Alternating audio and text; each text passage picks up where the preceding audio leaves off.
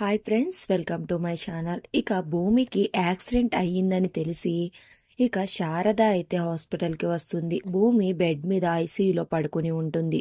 ఇక ఐసీయూ అద్దంలో నుంచి చూసి శారద అయితే గుండెలు పగిలేలా ఏడుస్తుంది. ఇక పక్కనే ఉన్న శివ కూడా వాళ్ళ అక్క గురించి తలుచుకుని ఏడుస్తూ ఉంటాడు. ఇక లోపల డాక్టర్ అయితే ట్రీట్మెంట్ చేస్తూ ఉంటుంది. ఇక అప్పుడే డాక్టర్ అయితే బయటికి వస్తుంది.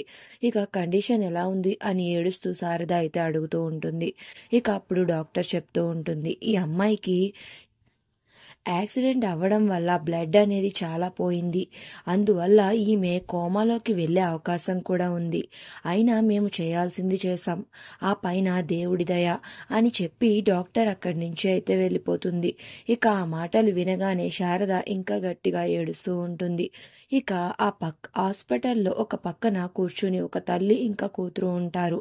ఇక ఆ తల్లి కూతురుతో అంటూ ఉంటుంది, అమ్మ, భూమి అనే డ్యాన్స్ టీచర్ ఒక ఫ్రీగా అకాడమీ పెట్టి అందులో ఉచితంగా పిల్లలకి డ్యాన్స్ నేర్పిస్తుంది అని తెలిసి ఆ అకాడమీలో నిన్ను చేర్పిద్దామని తీసుకొచ్చానమ్మా.